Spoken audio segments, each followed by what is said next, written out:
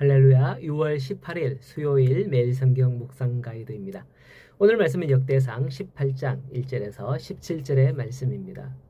세계를 좌지우지하는 패권을 쥐고 있는 미국의 대통령 트럼프에 대해서 어떻게 생각을 하십니까? 그의 지지자들 외에 대부분의 사람들이 트럼프를 싫어할 것 같아요. 제가 보니까. 그렇게 찰떡궁합을 자랑하던 일론 머스크도 트럼프와 결별을 했다는 소식을 뉴스에서 봤잖아요. 그죠? 모르긴 몰라도 미국의 지금 곳곳에서 반시위가 벌어지고 있고 굉장히 혼란스러운가 봅니다. 뉴스에도 나옵니다. 이처럼 한 나라의 대통령이 잘못함으로써 말미암아 미국뿐만 아니라 주변국 아니 전 세계가 혼란에 빠지는 것을 현 시대에서 볼 수가 있습니다. 우리나라도 새로운 대통령이 되었는데 이 대통령이 바르게 해야 되는데 글쎄요. 우리 기도합시다. 그러나 오늘 말씀을 보면 이스라엘은 다윗 하나를 왕으로 잘 세움으로써 그 조상들에게 주셨던 그 약속까지 다 온전히 이루어가는 것을 볼 수가 있습니다. 이것을 오늘 묵상하면서 우리가 그러한 자들로 세움받기를 소원합니다. 오늘 성경 말씀에 보면 이스라엘의 다윗이 왕으로 다스리면서 어떤 일이 있었을까요? 이스라엘은 다윗을 중심으로 동서남북 사방의 모든 적들을 하나하나 다 굴복시켜 나갔습니다. 그래야 마침내는 하나님께서 아브라함에게 그의 자손에게 주리라고 약속하신 그 모든 땅 대부분을 차지하고 견고한 성을 세워서 하나님의 신정국가를 건설하기에 이릅니다. 여러분, 그간 이스라엘의 형편은 어떠하였습니까? 이스라엘은 하나님의 은혜로 출애굽을 하여서 하나님이 약속하신 가나안 땅에 들어가긴 하였으나 주변에 수많은 대적들에 둘러싸여서 한시도 편안할 날이 없었습니다. 오죽하였으면 이스라엘 백성들이 자신들도 이방 나라와 같이 왕을 세워달라고 사무엘에게 그렇게 요구하였겠습니까? 그리하여 이스라엘도 마침내 왕이 세워졌고 왕을 중심으로 자신들도 평안을 도모하려고 했던 것 같습니다. 하지만 왕이 세워졌다고 해서 이스라엘에 평화가 찾아오지는 않았습니다. 사울의 통치하에서도 블레셋을 비롯한 아말렉이나 이방 나라의 침입으로 한시도 평안을 누리지 못하였었죠. 그런데 사울 다음으로 세워진 다윗은 하나님의 마음에 합한 사람이었습니다. 그러자 13절의 말씀처럼 다윗이 어디로 가든지 여호와께서 이기게 하셨더라 하는 것입니다. 그 이야기가 오늘 1절부터 마지막 13절까지 기록되어 있음을 오늘 본문에서 볼 수 있죠. 이러한 본문의 말씀을 통해서 우리가 생각해 봐야 할 게 있습니다. 3절에서 보면 다윗이 유브라데강과 하맛어기까지 쳐서 차지한 것은 하나님께서 그 옛날 아브라함에게 주시겠다고 했던 그런 약속이었습니다. 그런데 아브라함에게 주신 하나님의 약속이 왜 그때 이루어지지 않고 그때 아브라함에게 주셨으면 약속을 줬으면 아브라함에게서 이루어주면 참 좋잖아요. 그런데 아브라함은 그 약속을 다 이루지도 못하고 보지도 못하고 죽었단 말이죠. 아브라함뿐만 아니라 뒤로 이삭, 야곱 쭉쭉쭉 말이죠. 그런데 그 아브라함에게 주신 약속이 왜 다윗 시대에 가서 성취되었는가 하는 겁니다. 이스라엘은 아브라함에게 주신 그 말씀처럼 애굽에서 400년 동안 4대 만에 나오리라. 400년 동안 노예 생활을 하고 40년의 광야 생활을 거치기는 했지만은 하나님의 약속대로 가나안 땅에 들어갔죠.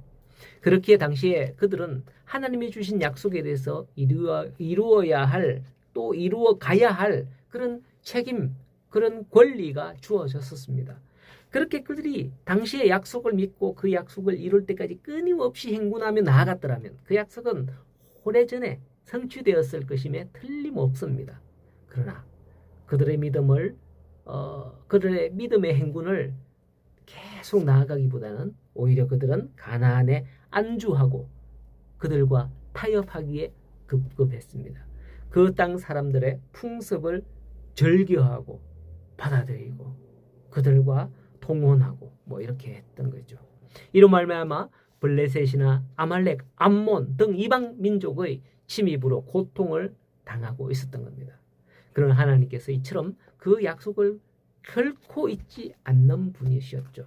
그 후손 중에서 다윗이라는 소년을 기름 붓고 후에 왕으로 세워서 이스라엘이 하나가 되어 믿음의 행군을 시작하게 하셨던 겁니다.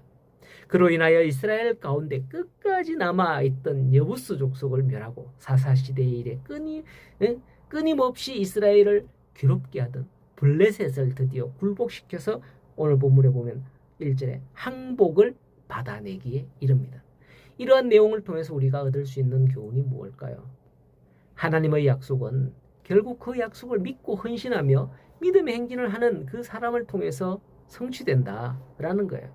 아무리 좋은 말씀, 아무리 큰 약속이 주어졌다고 해도 감나무 아래서 누워서 입 벌리고 감이 떨어지기를 기다리는 그런 자들을 통해서는 어떤 것도 이룰 수 없음을 보여주는 그런 말씀입니다.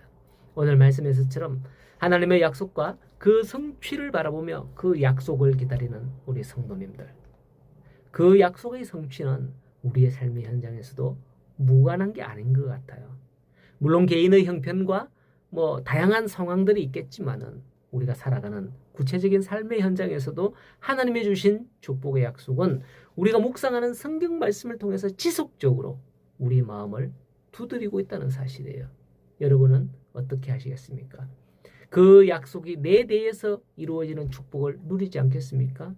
그렇다면 우리의 행할 바가 무엇일까요? 그것은 바로 다윗처럼 전심으로 여호와를 찾고 의지하는 것 아니겠습니까?